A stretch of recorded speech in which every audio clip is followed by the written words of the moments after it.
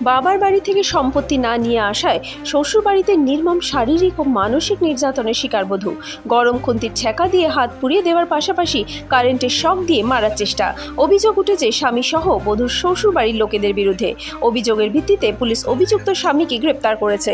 রবিবার দুপুরে ঘটনায় চাঞ্চল্য ছড়িয়ে পড়ে হরিশ্চন্দ্রপুরের রাঙ্গাইপুর গ্রামে।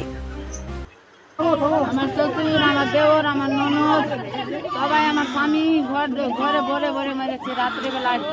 রাত্রেবেলায় ছেলে দুটাকে আঙুলতে দিয়ে দিয়েছে আর আমাকে মেরেছে।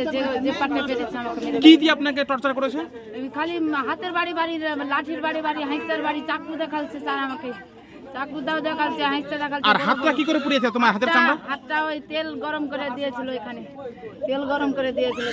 আশা যে তুমি চলে যাবা, আজকে তো 3 দিন হলো আসা, তারপরে ঝামেলা হলো। ঝামেলা হওয়ার পরে আমার শ্বশুর শাশুড়িকে কালকে থেকে ডাকছি, কিন্তু ওরা কেউ আসছে না। ওরা ওদের মেয়ের ব্যবহার জানে, বুদ্ধি সব কিছু জানে, তারপরে ওরা কিন্তু আসছে না। ওরা বলছে তোমাদের গ্রামের মেম্বার প্রধানকে নিয়ে তোমরা মীমাংসা করো, আমরা আসতে পারবো না। আজকে সকালে কথাটা বললো। কি নিয়ে ঝামেলা আমার শ্বশুর চলছিল? বলল। কি নিয়ে ঝামেলা তোমার স্ত্রীর সঙ্গে?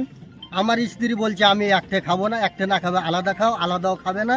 বলছে তোমাকে নিয়ে আমার বাবার জমিতে যাব, ওখানে বাড়ি করে ওখানে থাকবো। কথা হলো এখানে স্যার। তোমার বউ যে অভিযোগ করছে তাকে নাকি কারেন্টের শর্ট লাগিয়ে মারার চেষ্টা করছে। জি না স্যার, এগুলো সব কিছু মিথ্যে কথা। আর